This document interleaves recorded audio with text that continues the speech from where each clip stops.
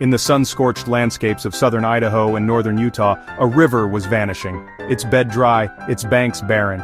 For years, humans tried to save it with dams, irrigation rules, and millions spent, but the river kept fading. The ecosystem's silence grew, a casualty of climate change and failed intervention. Then a team of biologists proposed a radical idea: reintroduce the North American beaver, nature's original water engineer. Before European settlement, beavers shaped vast wetlands, storing water and supporting biodiversity.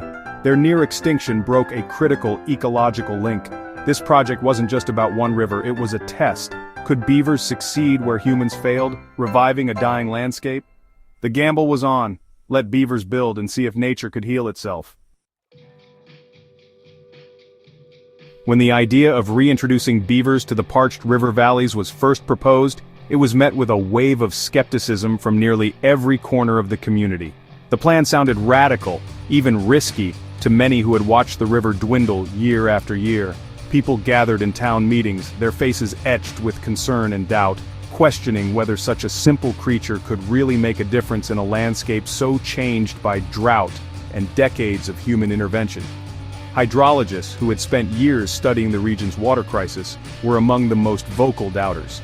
They pointed to the relentless heat, the lack of rainfall, and the deeply eroded riverbeds. In their view, beavers were creatures of lush forests and flowing streams, not the sun-baked, cracked earth of the desert. Many believed that even if the beavers survived, their impact would be negligible against such overwhelming odds. Farmers, whose livelihoods depended on every drop of water, worried that beaver dams would flood their fields or clog the precious irrigation canals that snaked through their land. For them, the beaver plan felt like a gamble with high stakes, one that could threaten crops and family incomes already stretched thin by years of drought. Even among biologists and ecologists, there was hesitation. Some questioned whether a handful of beaver dams could possibly reverse the damage done over generations. They debated in the field and in labs, weighing the science against the scale of the problem, wondering if nature's engineers were up to the task. The river's channel was deeply incised, its banks steep and scarred from years of erosion. The water table had dropped so far that many doubted it could ever be raised again. Could beavers, with their small paws and instinct for building, really reconnect the river to the land and restore the lost wetlands? Critics dismissed the idea as wishful thinking, a romantic notion rooted more in nostalgia than in practical reality.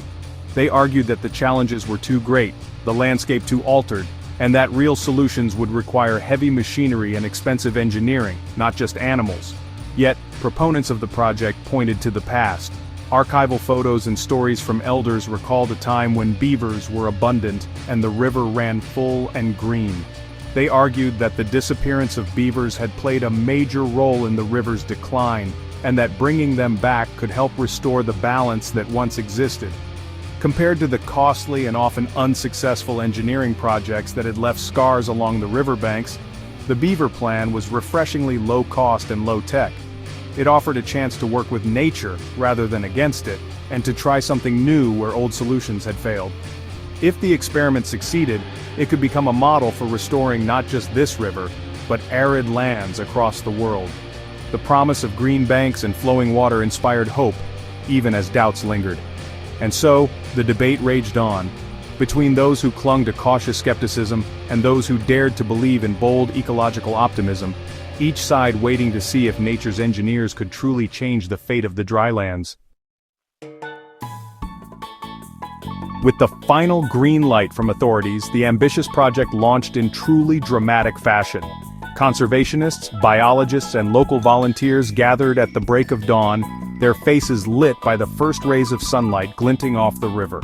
The air was thick with anticipation and hope, as everyone prepared for a bold experiment that could change the fate of this parched landscape. Some river sections were so remote and rugged that reaching them by road was impossible. The only way in was by air. Helicopters, loaded with specially designed crates, soared above the wild river valleys, carrying precious cargo: beavers, nature's master engineers. As the rotors thundered overhead, the crates were gently lowered onto the banks, marking the start of a modern-day wildlife rescue mission unlike any other. The initial goal was both simple and daunting: to see if small groups of beavers could not only survive, but also thrive and build dams in this harsh, unforgiving landscape. The dry riverbanks and sparse vegetation posed a real challenge, testing the beavers' legendary resilience and adaptability. Sites were carefully chosen for their remaining patches of green and the presence of year-round water. Beavers were released in family groups, giving them the best chance to settle in, support each other, and begin the hard work of transforming their new home. Once released, the beavers were left entirely to their instincts. There was no human interference, no feeding, no guiding, no helping hands. The animals were free to explore, build, and adapt, just as they would in the wild, their every move a testament to nature's ingenuity. Meanwhile, scientists installed sophisticated groundwater sensors and launched drones to monitor the unfolding changes from above. These tools would help track shifts in water levels, vegetation growth, and the subtle ways the beaver's engineering might reshape the ecosystem. Field researchers spent long days observing beaver activity, taking notes on dam construction, and tracking the ripple effects on the river's wildlife. Every new lodge, every fresh dam was a sign of progress and a clue to the unfolding story of restoration. The river itself became a living laboratory. Each stick placed, each dam built was a real-time experiment in nature's engineering. The beavers' work was not just survival, it was a test of whether their ancient skills could breathe new life into a struggling ecosystem. The experiment was elegantly simple. Could beavers, left to their own devices, spark a revival in a place where water and life had nearly vanished? The stakes were high, but so was the hope. As the sun rose over the revitalized river, the answer to that question was about to become clear, ushering in a new chapter for both the beavers and the land they now called home. The transformation began almost immediately, though at first it was subtle, barely a whisper of change in the parched landscape. The earth, long accustomed to drought, seemed to hold its breath as the first hints of moisture crept in. Beavers, nature's master engineers, started building dams from willows and mud, weaving together sticks and branches to create small but sturdy barriers in the dry channel.